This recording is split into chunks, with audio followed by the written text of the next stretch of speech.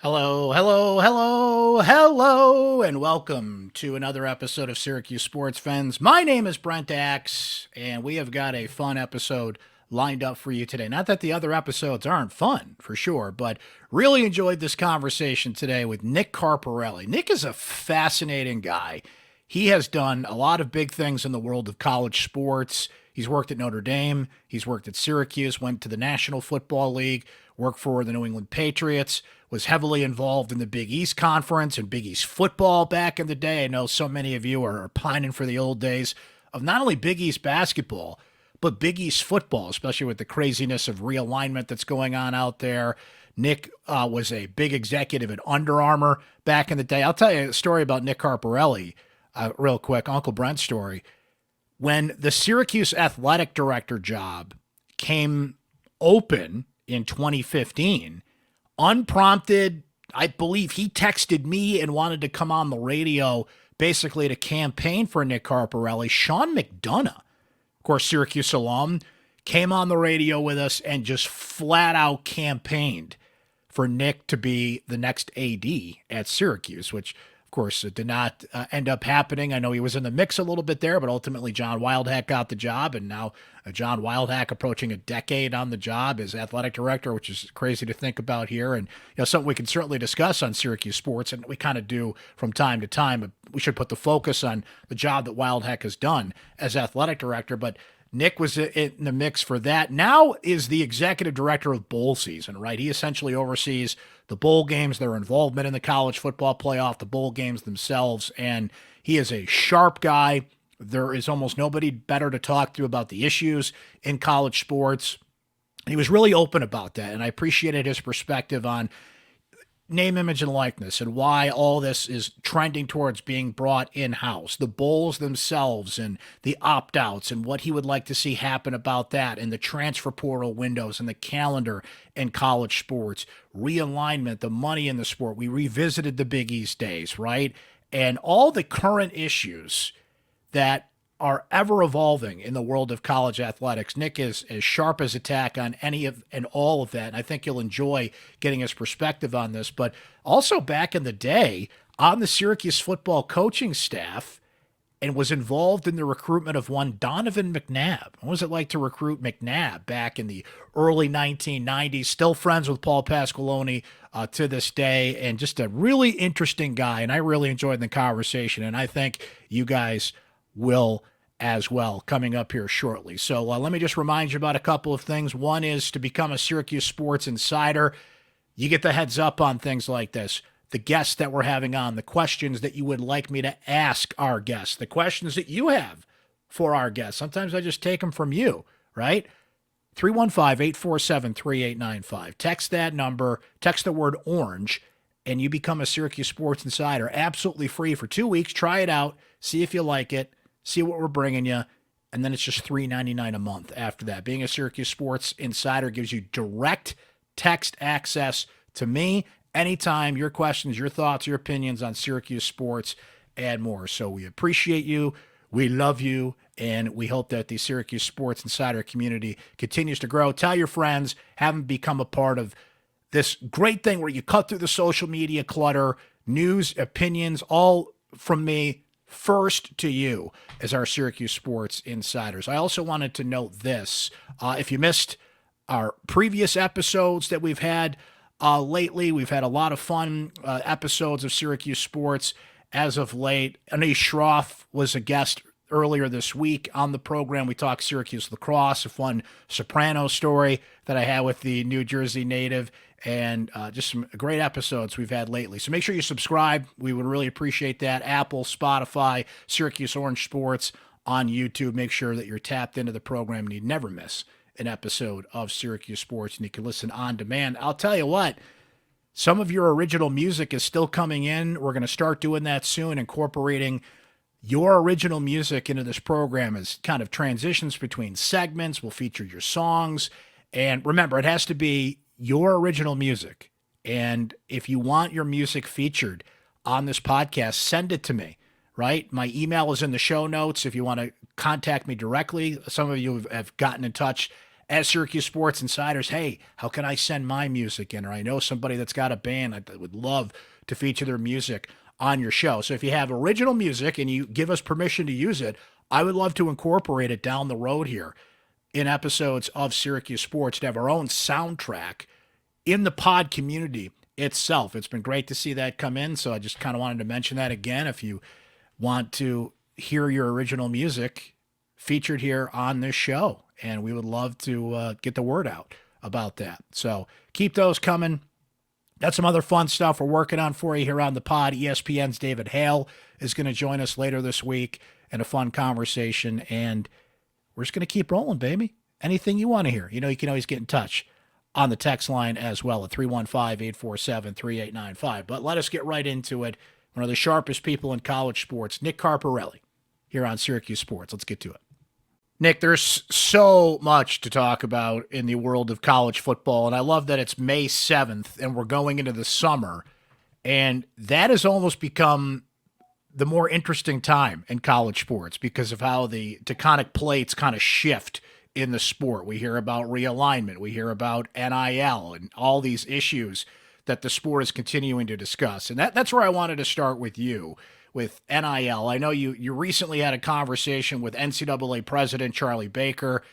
And look, I think we all agree that NIL is here to stay. It's a part of the sport, and the athletes deserve the compensation for their name, image, and likeness. I think what we all can also agree on is the way this is being done, it's not going to sustain itself, right? So it feels like we're heading towards this world where it's going to come in-house, right? I know you recently talked about that with Charlie Baker. What was that conversation like? Well, first of all, Brent, thanks for having me on. Always good to connect with a fellow Syracuse person. That's where my heart is. I think you know that. A lot of people know that. Looking forward to talking Syracuse a little bit later. Absolutely. But yeah, it's interesting. You know, when diving into the NIL space, which college athletics was forced to do just a little under 3 years ago, is a big deal. I mean, it's one of the more major developments in college athletics in a long time. And usually when you embark on something that big, you have a really solid plan on how you're going to do it. And you have some type of certainty or could at least predict with some confidence that it's going to unfold in a certain way. None of that happened with NIL. It was a little bit forced on the college space. The leadership of the NCAA prior to Charlie Baker was a little bit lacking, which caused this situation. But here we are 3 years into it. I guess you could say it's evolved. Maybe you could say it's eroded from a bad starting point to begin with. You know, as you look ahead to the next 3 years, it's going to evolve even more, but I hope in a more positive way. There needs to be a structure to it. I think I'm a big structure guy. I'm a big process guy. And the way NIL is operating right now is not good for anyone involved. They seem to have been forced to get to the point where they've got to settle it because I'm going to steal a line from the great Andrew Brandt here. There will be lawyers, right? There's all these lawsuits going on now. The NCAA just sees this world wherein the schools themselves see this world where they're going to have to settle these lawsuits that are out there. So let's come up with a plan. Let's come up with a solution to not get ahead of that, but to settle that, I guess, is the way to do it. So everything coming in-house seems to be where everybody is going with this. Why do you feel like, if you do, I'm just asking generally, but why would that be the best solution if that's where it ends up? And it feels like we're going down that road. Yeah, I do feel that that's the way it's heading. I feel that's the way it needs to head. And Charlie Baker's the one who told me that first, that, you know, that's the way it's going to end up. It's just a matter of how do we get there. I think it's due to a number of reasons why we have to have that. I think number one, you know, one of the problems in college athletics is these student athletes who are still kids. Let's not forget that. You know, I have two sons that are in college. They are fine young men. If you were going to kind of rank them in terms of maturity level of that age group, I'd say they're near the top. They are not ready to be let out on their own and make big lifetime decisions yet. But yet we're expecting these student athletes to do that. And you have a lot of outside influences that see these student athletes as a way to make money, as a way to achieve fame. And quite frankly, they're taking advantage of them by steering them in these different directions. So whenever you have a system that not only encourages, but in this case requires outside people being involved, it's a recipe for disaster. I think universities and their athletic departments have never received enough credit for how much care they take for their student athletes. Everybody talks about the money and they should have been paid a long time ago, and I understand that. But the quality of the facilities, the quality of the trainers, and the care, the fact that you're recruited and you have a scholarship your freshman year. No one's guaranteed a 4-year scholarship, but you kind of are. No one's ever gonna. There's a sense of loyalty in college athletics both ways. And when a student athlete goes to a school for 4 years, there's a sense of pride that they're part of that community forever, and that community embraces them forever. How many Syracuse basketball and football alumni are part of the Syracuse family? They didn't grow up in Syracuse. They came to Syracuse and they're beloved forever. So we're losing a lot of that. I think if the NIL, if the collectives come in-house, it gives the universities and their athletic departments a greater level of control so that they can care for the student athletes, so that they can make sure that the money that's promised to them is actually getting to them. And also to make sure that the student athletes are held accountable.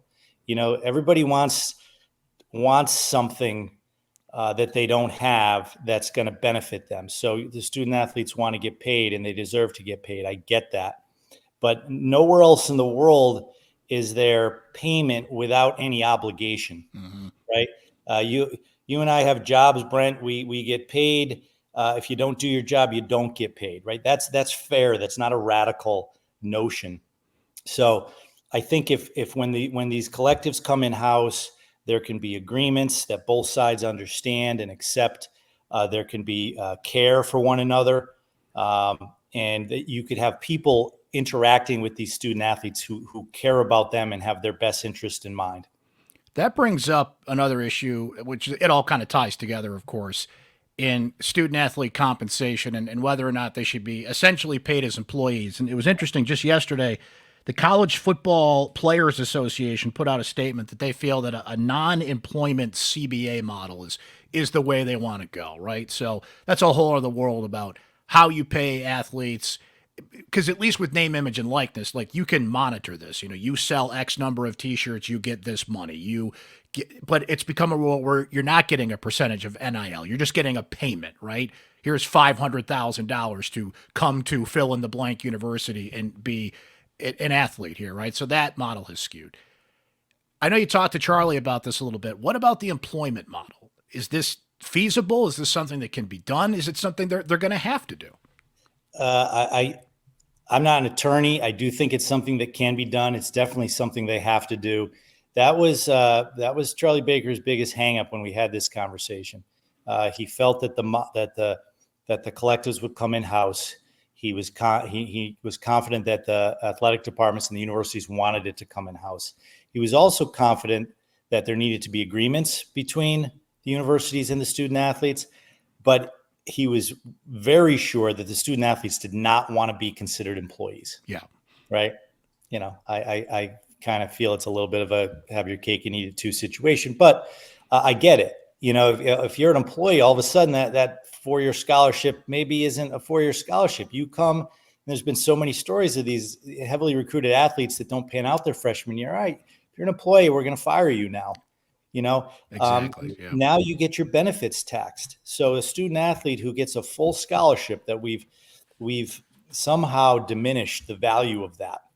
I wish I had a full scholarship to college. I probably could have invested that money and maybe been doing something with it at this point in my life. But that's very valuable. Maybe now that has to get taxed, right? Like any other employee has benefits taxed. So I'm not sure the student athletes want that. So Charlie Baker's biggest hangup when we had the conversation was, how do we bring NIL in-house?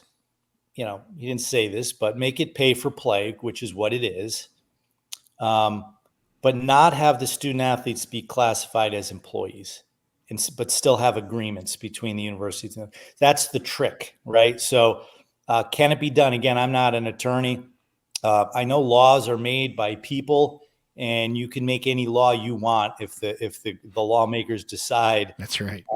That's what they want. So I do think that Charlie Baker's expertise is perfect for this job. I think he's working really hard. He's got great intentions. I have so much respect for him. He's brought about a sense of leadership to the NCAA that they haven't had in a long time. And I think if anybody can get it done and can get Congress to help and cooperate to make this enterprise better, I think he's the one to get it done.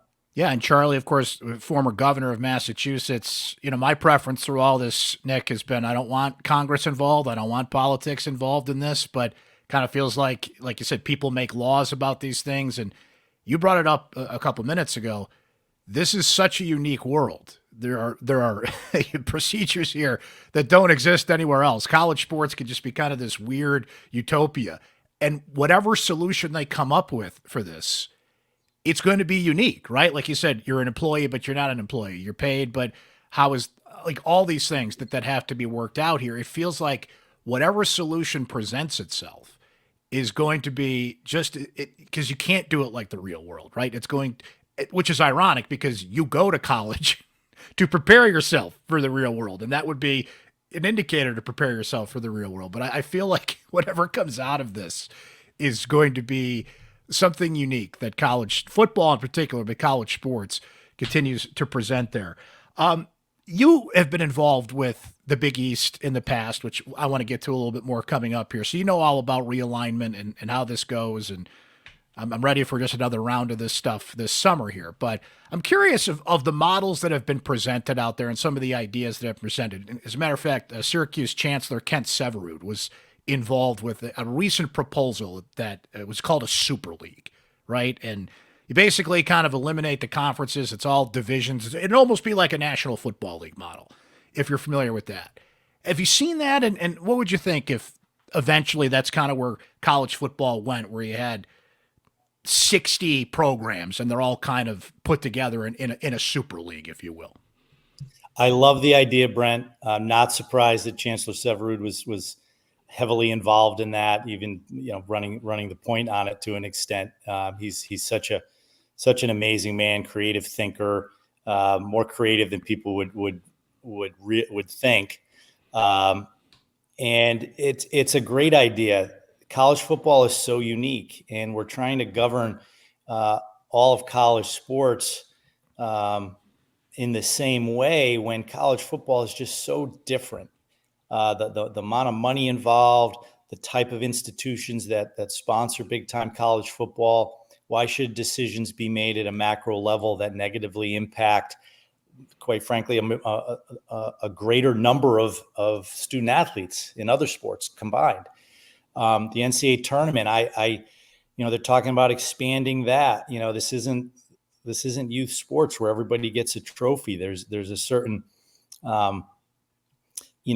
process where you have to earn your way into the NCAA tournament. It's a big accomplishment. I heard 96 teams, like, big deal. You get into the tournament. Are you celebrating that?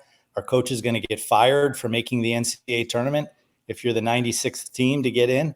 I mean, that's why they want to expand it. The coaches seem to be the ones that want to do it. Yeah. That could be an underlying reasons. But in terms of the Super League, I love the idea. And again, I applaud Chancellor Severud for floating that out there.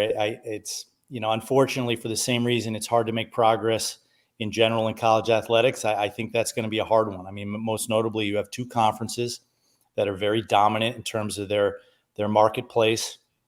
And that would require them to divide up what they've amassed, and to segment it out to be a part of something else that, quite frankly, I agree with them that it benefits all the people outside of those two leagues more than it benefits the teams in their leagues. So I think it's a long ways off, but it's worth talking about. And maybe if we keep talking about it, it can build momentum. And maybe down the road that can come to fruition. And then, you mentioned the Big East. Then, the whole reason Syracuse left the Big East was to protect football, to protect their athletic department budget, because football drove most of the money. I don't think there's a Syracuse fan out there that wanted to leave the Big East. I think there's a lot of them out there that would love to be back in the Big East. Brent, I grew up a Big East fan in Connecticut. I worked at the Big East for 12 years. So obviously went to every single Big East tournament game those 12 years. Since the 10 years I've been gone, I've gone every year.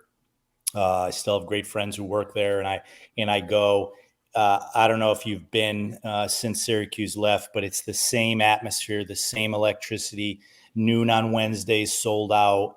Obviously, UConn being back is a big deal. But if there was this football Super League and Syracuse and Pittsburgh and others could come back into the Big East and be a part of that, that would be an amazing thing. Nostalgia is a powerful drug, Nick, and it's been a decade since Syracuse, as you mentioned, had to leave the Big East to protect itself in football. But not a day goes by, I'm not kidding you, where it comes up somehow, some way in conversation, in social media, and we have this great text line that we do now, our Syracuse Sports Insiders, and they all say the same thing: I miss the Big East. And it's, by the way, it's not just basketball. I mean, I pine for the old days of Madison Square Garden in the tournament, but while we're on that subject, look, you were right in the heart of it here.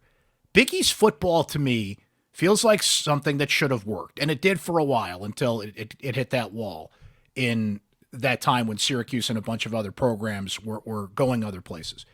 When you look back on it, why didn't Big East football work? It feels like something to me that should have. That's an interesting question, and the answer is it worked really, really well, and it in some ways it worked too well. You know, when the BCS was around, and I was heavily involved with that. A part of the reason I got Mike Tranghese hired me in 2001, right after the Super Bowl when I was with the Patriots, is he was the coordinator, coming up upon being the coordinator of the BCS. This is before Bill Hancock was hired. Mm-hmm. The commissioners took 2-year rotations of doing their own job as commissioner, but also being the coordinator of the BCS. So Roy Kramer was the first 2 years. John Swafford was the second 2, and then Mike Tranghese was coming on. So I was hired to run Big East football, but also help him with that. So I was in the room for a lot of those discussions about the future of the BCS. And I think for a while we were just kind of the nice little, pat, younger brother, pat us on the head. You can be a part of the system because you're in some big markets. You have some teams that have had some success a long time ago, and it's going to keep us out of trouble if we keep you around. But then we started beating those teams. West Virginia beat Georgia in the Sugar Bowl. Louisville beat Florida in the Sugar Bowl. Louisville won another game. You look at the records of the conferences in BCS games during the 16 years of the BCS. The ACC was an abysmal, 3-18. The Big East was 9-7 in BCS games, playing other champions of now the Power 5 conferences. I think the other conferences got a little tired of us. And what really put us over the top is when in basketball, we had a year, I think it was 2010, where we had 11 of our 16 teams in the NCAA tournament. Everybody gets excited nowadays when you might get 7 or 8. We had 11 of 16 teams in. UConn won the national championship as our 9 seed in the tournament. The Kemba Walker run. Yeah. And Mike Krzyzewski got upset that the ACC only got 4 teams in. So, I have a lot of respect for everyone in the ACC, including Coach K. But my position on things like that are always, okay, well, we need to get better. Their position was let's take their best teams. And I would love to debate with somebody which Big East team, which Big East school, their basketball program or their football program is better off now in their new league than they were in the Big East. I defy you to name one. I can't. Yeah. I mean, you can make somewhat of an argument like in pieces here and there, but overall, and I feel like not only success, Nick, look, the TV deals are bigger and the business model is there, but what we're losing in college sports, unfortunately, it's still there in some ways, but the more this stuff happens and the more NIL comes in and television deals and realignment, what people miss is the feel of being a part of something. And being in the Big East, the history as well as anybody. Syracuse was there from day one, and you feel ownership in that. You put skin in that game, and you saw it roundabout, and now it just feels like a business transaction. to be a member of a conference. So they may be better off in some ways, but the fans have to feel that, and they don't feel that anymore. And I feel that's why they're pining for it in a way. It's not just I want to go back to the old days. They want to feel like they're part of something. And to this day, and I think forever going forward, the ACC is someone else's league. That's that other league, right? But now Stanford's in it, SMU's in it, Cal's in it, Washington's in the Big Ten. Like, none of this stuff makes sense anymore. Geography is irrelevant. So I guess, yeah, that's what you have to do on paper. But here, the people that want to feel a part of this, not just the fans, but alums, like, that's why college sports has that fierce loyalty. You see it every day. People want to feel like they're part of something. And I feel like the more we go down the road, the more that's getting taken away from them. 100%. Yeah. I mean, the first few years that Syracuse was in the ACC, Coach Boeheim was pretty outspoken about his feelings towards Greensboro, and he got a lot of flack for that, and I really, I love Coach Boeheim, and you got to kind of read through what he says. I honestly don't think he has anything against Greensboro. I don't think he doesn't care to go there. Just leave it alone. It's Greensboro. I think his comments were intended to mean that's not where we belong. That's not Syracuse's home. That's not where we fit in. That's not where we want to be. We don't belong there. And you said it, Brent. I forgot the word you used, but there's a certain sense of community that college athletics has always had. There's regional pride. Like, there used to be so much pride in Big East basketball and Big East football for different reasons. Yeah, you know what? Screw these other regions of the country. They think they invented football here. They think their basketball is great there, but it was actually invented in the Northeast. We'll take them all on, and we did in a strong way. I had on my podcast, I had Daryl Johnston, I think it was last year, and he was talking about when he was a senior, when he was a junior, 1987, they tied Auburn in the Sugar Bowl. When he was a senior, they beat LSU in the Peach Bowl. No, it was Georgia in the Peach Bowl, and LSU was the following year in Tampa, I believe. But either way, SEC teams, they're in the locker room. Coach Mack's thinking about what he's going to say to them, and the locker room next to him is the other team, is Georgia, and they're going on and on about these guys from the North that don't know football, and they can't play with us, and they're not athletic enough, and Coach Mack just got them all quiet, and his whole pregame thing was, do you hear these guys? Do they realize how tough we are? Do they realize how much work we put in? Do you realize how hard it is to grind it out in the winters at Syracuse, and what the bond we have? And sure enough, they, basically a home game for Georgia in the Peach Bowl. Syracuse beat them that year. But that's kind of what college athletics is all about. That's what drives the rivalries. And I'm just sorry we're getting away from that. I do want to get your thoughts on Syracuse and what we're seeing here with Fran Brown reviving the program, and tell some of your, I know you've got a couple great Syracuse stories to tell as well. But sticking on what we're kind of at here, and to bring it back to your level of expertise in bowl season and how the bowl games are involved in this. So what we saw with the bowl games, we also see it in college basketball, right?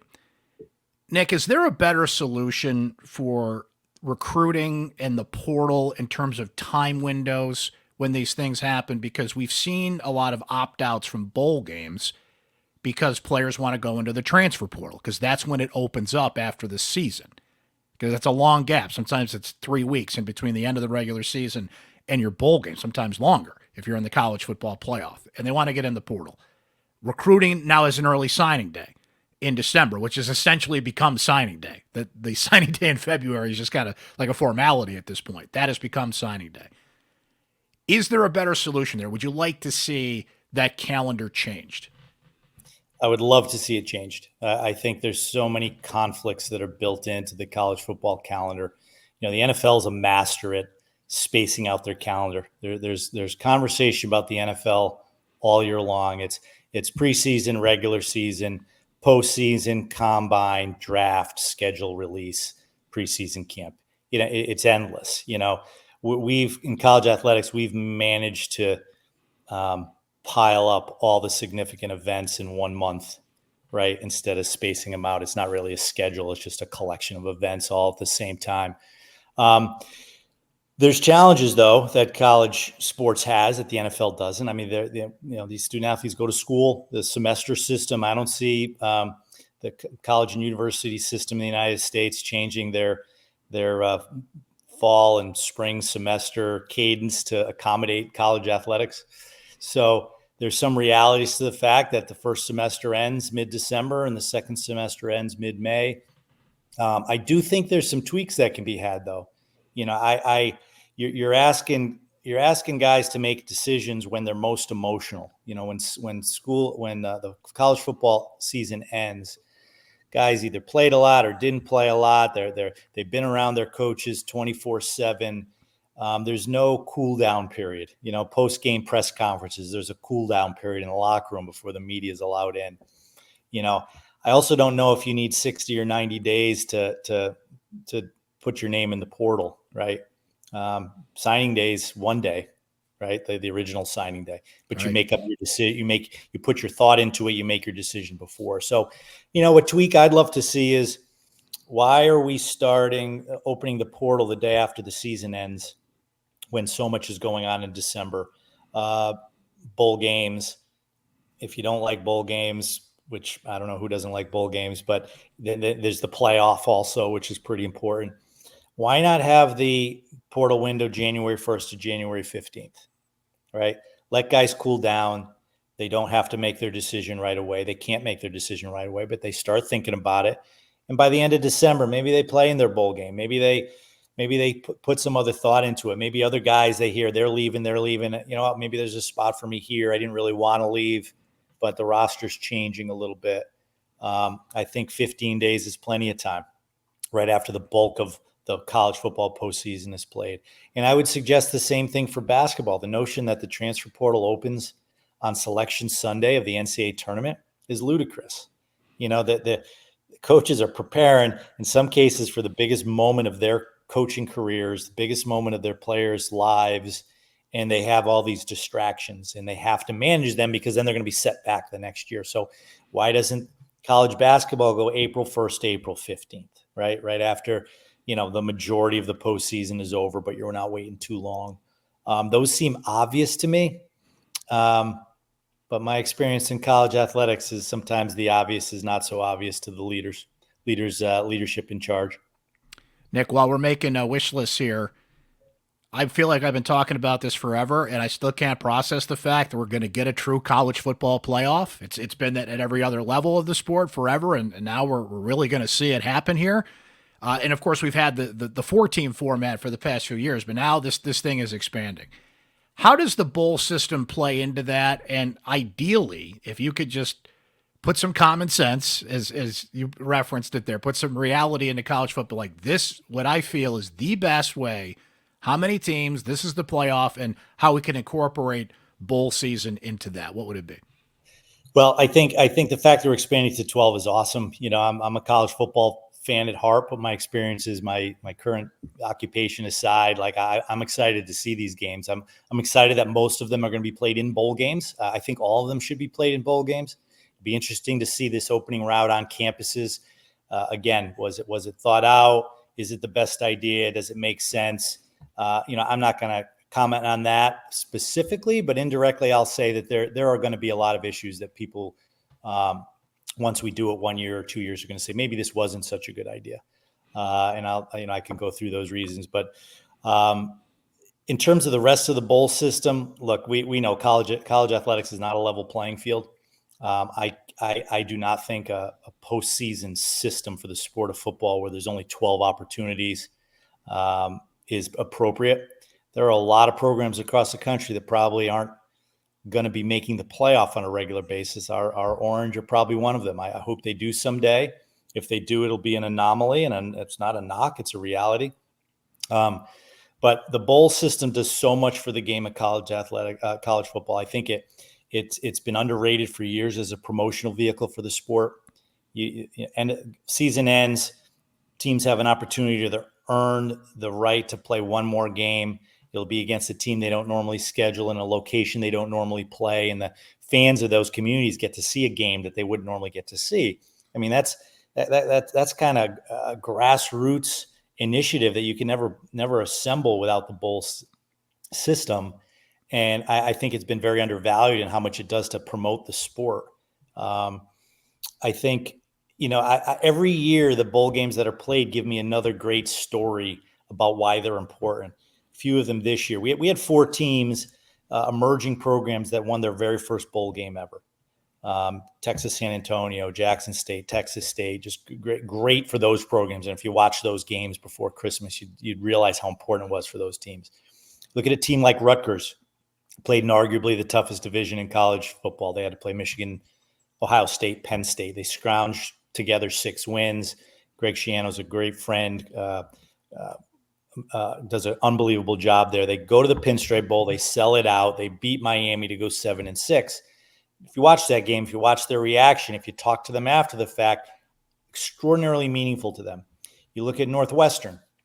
Those student athletes did not deserve the hand they were dealt prior to the season, losing their coach, which was controversial, interim head coach. No one thought they'd win 2 games, let alone go 7-5, go to Las Vegas Bowl, and beat a really good Utah team. I ran into Coach Braun at a Fiesta Bowl event last week, and he said the experience those guys had in Las Vegas for that week was once in a lifetime for them. And then the last one, some people naysayers may say, well, those guys don't matter, right? Which is an ignorant statement, but people do say that. All right, well, how about a team that's been there before? Clemson, been to the CFP, won national championships. They start out 4-4. The world is doubting them. These players don't care. They're going to quit on Coach Sweeney. He's lost his edge. I put a lot of stock in how people respond to those situations, more so than when things are going well. Somehow Coach Sweeney got them to rally. They had something to play for, right? And it wasn't the playoff. They won their last 4 games to go 8-4. They go to the Gator Bowl. They beat an SEC team, Kentucky, in the Gator Bowl to go 9-4. And Coach Sweeney will tell you it's the 15th consecutive year they won 9 or more games. Really meaningful to them. So those stories are endless. So I do take offense, not just because I'm the executive director of bowl season, but because I'm a fan of college football. I'm a fan of bowl games. When people say that these games are meaningless, they're extraordinarily meaningful, and there's going to be a big place for them in the future. Just to add to that, Nick, it's interesting. In Syracuse, for example, right? This team comes down the stretch. They're beat up. They've lost their quarterbacks. You got running backs and tight ends and anybody they could find out there running a kitchen sink offense, just trying to get over the hump to get to a bowl game, because that's what it meant to them. And I just remember being in the post-game press conference. Dan Villari from Syracuse is covered head to toe in ice bags, right? And the relief and the happiness that he and his teammates felt because they had clinched a bowl game by beating Wake Forest, and there it is in that last game. Now, that Boca Raton Bowl didn't go so well for Syracuse. For 8 days, they actually had the record for the biggest blowout in a bowl game, and they were injured, and there was just a number of things that just didn't go their way. But the fact that they got there meant something to them. And what I always say to fans, too, is, okay, if it doesn't mean anything, how does it feel if you're 5-7 and you're not in a bowl game, right? That doesn't feel good, and Syracuse fans have experienced that, right? So there's that angle to it. I also want to incorporate this into the conversation, though, and maybe that's part of what we brought up earlier, but I want to get your take on this from somebody who's right in the heart of it. All that being said, what did you think about what Florida State did after they got, now it's a unique situation, and maybe that solves itself with the expansion of the playoff, but it felt like Florida State took the opposite approach on this because they were so miffed about what happened. Yeah, they did for sure. It was very unfortunate. Again, I think it's that was a very unique situation. Obviously, the fact that they felt slighted in terms of getting the playoff played the biggest factor. But a lot of the other things we talked about, the timing of the portal, the unstructured nature of NIL. If there were commitments in place where a student athlete was being paid to play 12 regular season games and a bowl game in the playoff, that's probably not happening. If there's 2-year or 3-year contracts, that's not happening. One of the other things we're looking into is we're looking into the feasibility of a blanket insurance policy to insure all these student athletes that are worried about getting hurt in the bowl game. It was really interesting to me 2 years ago, Alabama missed the playoff. They played in the Sugar Bowl against Kansas State, and every one of their players played, including their Heisman Trophy winning quarterback. And that caught a lot of people by surprise. Everybody said it's Nick Saban's culture, which played a big part in it. But I also found out that Alabama took out an insurance policy on their student athletes. Said, look, we got you covered. You're not going to get hurt in the bowl game. Everybody sensationalizes the one or two guys that do, but most guys aren't getting hurt on a one-game basis. I still believe that college football players like playing football. I think it's fun for them. They've been playing since they were a little kid. And I think we're taking some of that fun away from these kids. We're forcing them to not play. I'm very certain that 20 years from now, some of these guys are going to go, damn, I would give anything to go back in time and play in that bowl game. So I think we're doing them a disservice. So I think that Florida State situation was just very unusual in the fact that it was caused by a number of issues, some of which you can't avoid, but a lot of which I think we can avoid in the future.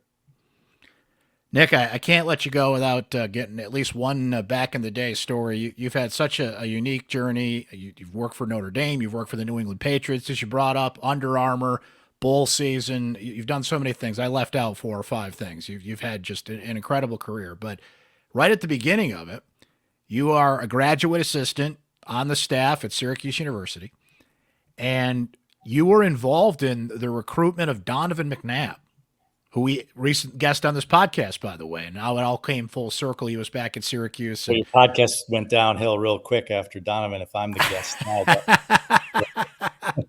Not at all, my friend. Even keel. You guys are right on the same level right. in my book.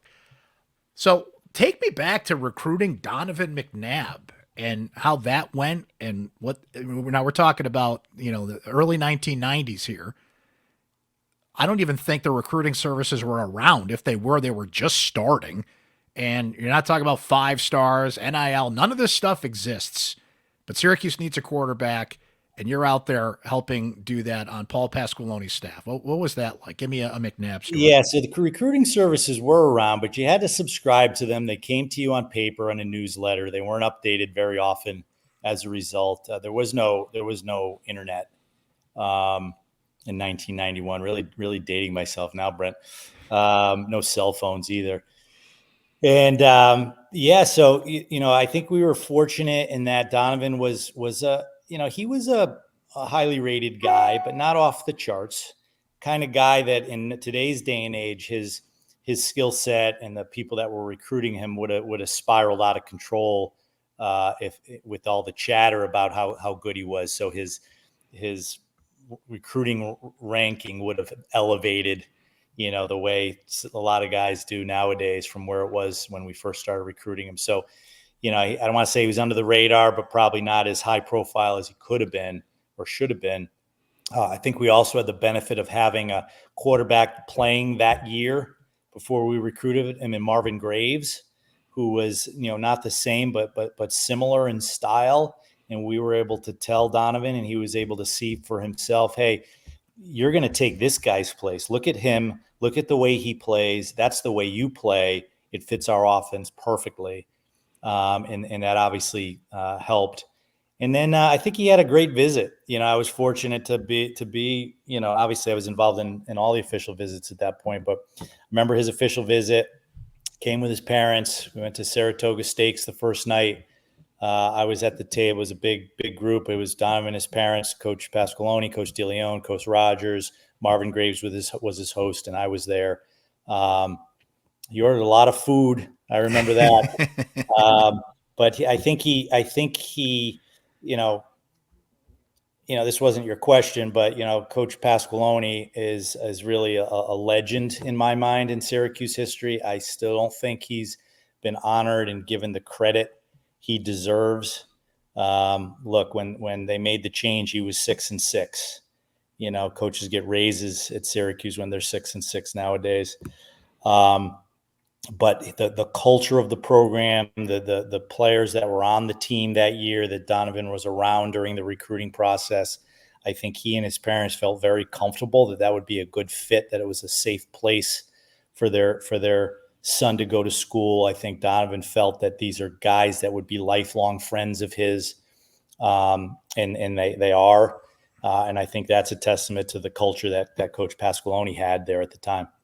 Nick, it's weird to think about because he was the number 2 pick in the draft, and obviously we saw what he did here at Syracuse. But at the time, correct me if I'm wrong, wasn't it a pretty short list of schools that were recruiting him as a quarterback? It was pretty much Syracuse and Nebraska and maybe a couple others, right? Yes. And, I think back then the black quarterback still wasn't, the go-to, I don't want to say it wasn't accepted, but, and that's another thing. Syracuse had a great history of that. I mean, Don McPherson was ahead of his time, and underappreciated. How he didn't win the Heisman Trophy in 1987, I'll have no idea. Don't get me going on that. Yeah. Followed by Marvin Graves and followed by Donovan McNabb. I mean, that was back when, trying to think if it was when Marvin was playing or Donnie Mack, but, Charlie Ward at Florida State, you had the quarterback at Nebraska, Tommy Frazier. Yeah. Those were anomalies, but so good, such great college quarterbacks. And Syracuse was kind of ahead of the curve on that. But to your point, the reason he wasn't as highly rated and as highly recruited is it still wasn't the norm yet. And I'll close on this thought. It's funny how it comes full circle. Fran Brown takes over the program, cites Paul Pasqualoni, worked with George DeLeon at a couple of spots out there. And what Paul and George and that staff, and you're well aware of this, Nick, used to do was, New Jersey. That was such a gold mine of talent. There's a lot of talent around the whole Northeast, as you know. But to see Fran, we make that connection in Jersey with the roots he has there. You have to do it the modern way with everything we've talked about before, but it just feels like Fran knows and appreciates that way and has paid homage to that. And look, they haven't played a game yet, but the mentality and the thought of Syracuse football, we just passed 5 months since Fran has been formally named the head coach here. So I want to ask you, as somebody who's not only an alum, but talks to people in the sport and is as well connected in the sport as anybody, when somebody brings up Syracuse football these days, what is the sense of change that you have sensed, to use that term, when somebody brings up Syracuse? Because to me, it feels like it's a little different than it was 5 or 6 months ago. Yeah, it definitely feels different. I think there's definitely a level of excitement. I think Coach Brown's bringing in better talent than we've had in a long time. I love the fact that he reached out to Coach Pasqualoni and Coach. I knew Coach DeLeon really. I had a lot of respect for Coach Brown. So those two things make me feel good that he's there. I think the idea of, when Syracuse was great, whether it was Coach Mack or Coach P, and Doug Marrone was doing it too, it was recruiting that 5-hour radius, right? Are you going to, you can go down to Florida and get an undersized speed guy that maybe the big ones in Florida don't want, but you're not going to make your living down there. Guys who their families can drive to Syracuse, guys that have talent, have that Northeast toughness that we talked about earlier, that chip on their shoulder. They want to stay home. Their families want to be able to drive and see them. When I was at Syracuse was the model program. Every Northeast school, they used to use Syracuse as, we want to be like Syracuse. What's your goal? How are you going to build your program? We're using Syracuse as the model. That's what we want to be like.